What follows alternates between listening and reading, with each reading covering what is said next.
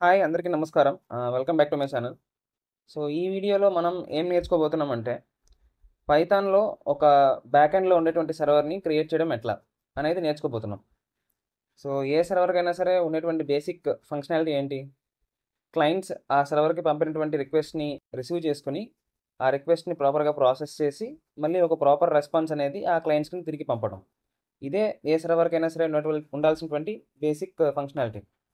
So ఈ functionality ఉండేటువంటి ఒక సర్వర్‌ని, మీ ఓన్ సర్వర్‌ని, మీ మెషిన్‌లో ఉన్నటువంటి సర్వర్‌ని ఇవాళ ఈజీగా, సింపుల్‌గా ఎట్లా క్రియేట్ చేయాలో నేర్చుకుందాం. సో నేను డీటెయిల్డ్‌గా step by step each step explain చేస్తాను. Okay. Let's get started.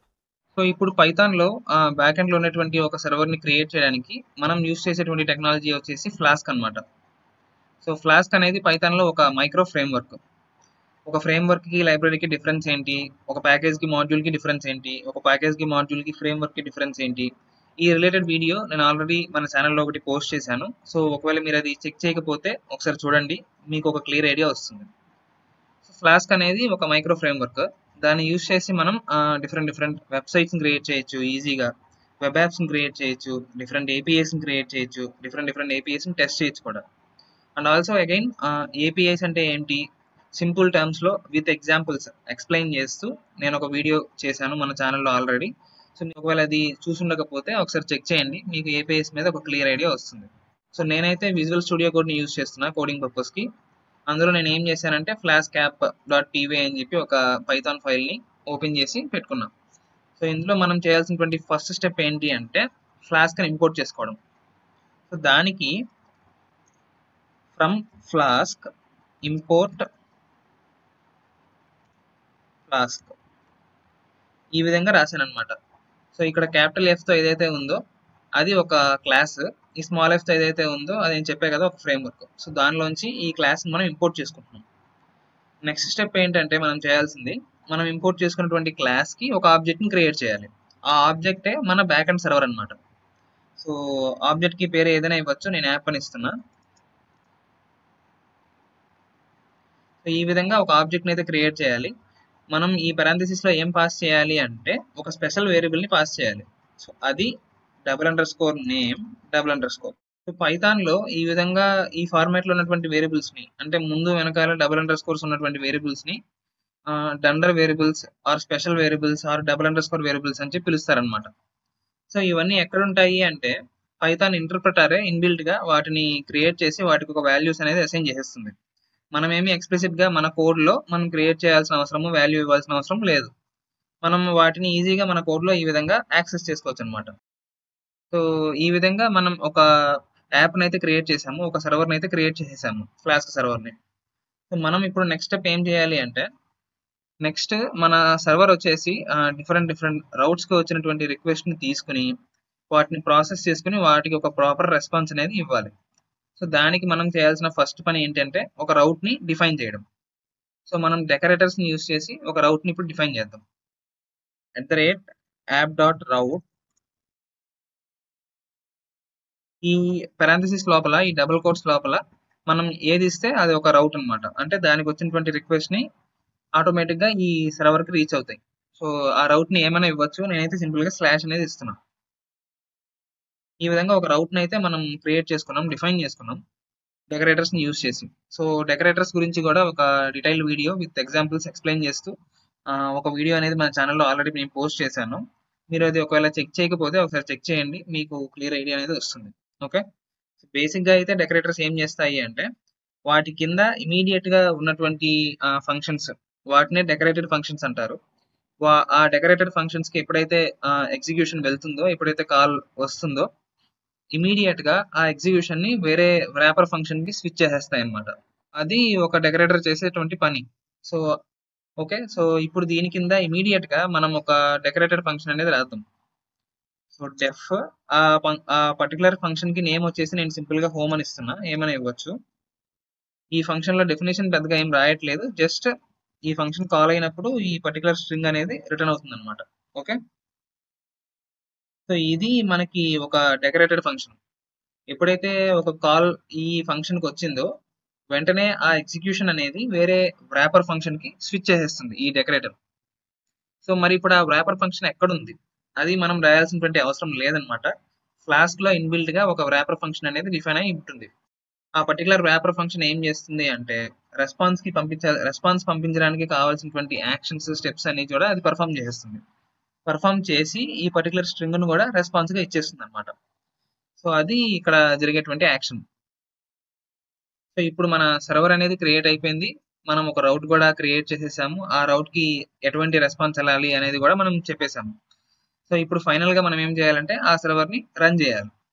So run చేసేటప్పుడు మనం ఒక కండిషన్ రాయాలి. అదేంటంటే if _name equal to _main_.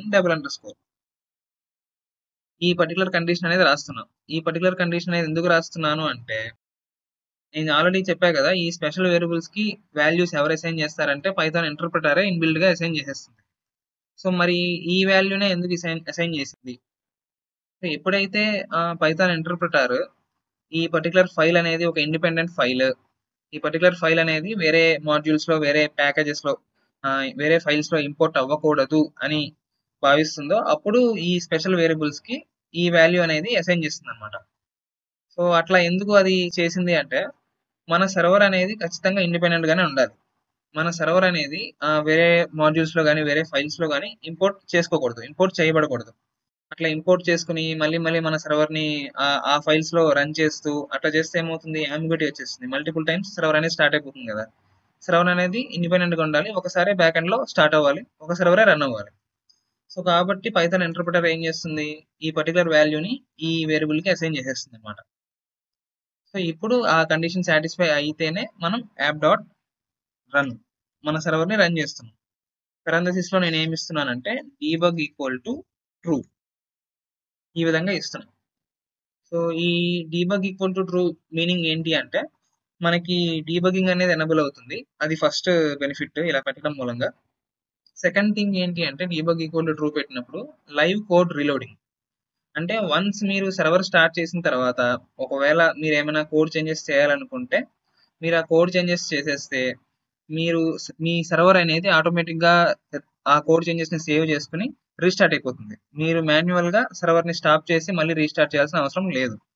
అది సెకండ్ బెనిఫిట్ ఈ డీబగ్ ఈక్వల్ టు ట్రూ వల్ల.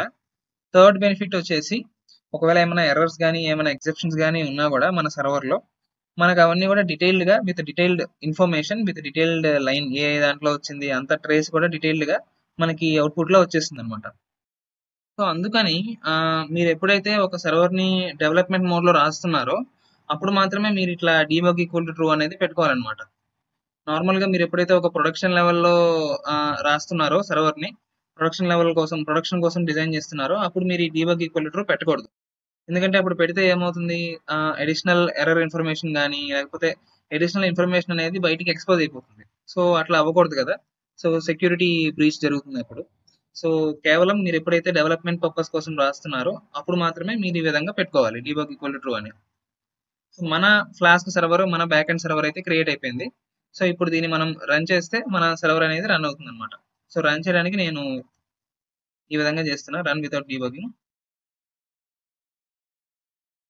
సో ఇక్కడ మీరు కింద చూసినట్లయితే మన ఫ్లాస్క్ సర్వర్ అనేది సర్వింగ్ అంటే రన్ అవుతుంది. And at the same time lazy loading meaning ఏంటంటే మన కోడ్ మొత్తం కూడా ఒకేసారి లోడ్ అవ్వదు. సో స్టెప్ బై స్టెప్ ఏదైతే ఎంతవరకు అవసరమో అంతవరకు లోడ్ అవుతూ ఉంటుంది. దాన్నే లేజీ లోడింగ్ అంటారు. సో ఇలా చేయడం మూలంగా ఏమవుతుంది అంటే మన సర్వర్ అనేది చాలా ఫాస్ట్ గా స్టార్ట్ అవుతుంది. అంటే మొత్తం కోడ్ అంతా కూడా లోడ్ అవ్వాలి, మొత్తం సర్వర్ అంతా కూడా లోడ్ అవ్వాలంటే టైం ఎక్కువ తీసుకుంటుంది కదా. సో ఫాస్ట్ గా ఈజీగా అలా సర్వర్ స్టార్ట్ అవ్వడం కోసం ఫ్లాస్క్ అనేది లేజీ లోడింగ్ యూస్ చేస్తుంది. So and also environment production అని ఉంది. ఒక ప్రొడక్షన్ టైప్ లో ఉన్నటువంటి ఎన్విరాన్మెంట్ లో మన సర్వర్ అనేది రన్ అవుతుంది. కానీ మన సర్వర్ కేవలం డెవలప్మెంట్ సర్వరే. ఓకే, సో దీన్ని మనం ప్రొడక్షన్ కోసం యూజ్ చేయకూడదు. అండ్ ఈ పర్టికులర్ యూఆర్ఎల్ మీద ఈ పర్టికులర్ అడ్రస్ మీద మన సర్వర్ అనేది రన్ అవుతుంది అనమాట. ఓకే, సో డీబగర్ కూడా యాక్టివ్ గా ఉంది. డీబగ్ ఈక్వల్ టు ట్రూ పెట్టాం కదా. సో ఈ పాత్ ని మనం ఇప్పుడు ఓపెన్ చేద్దాం.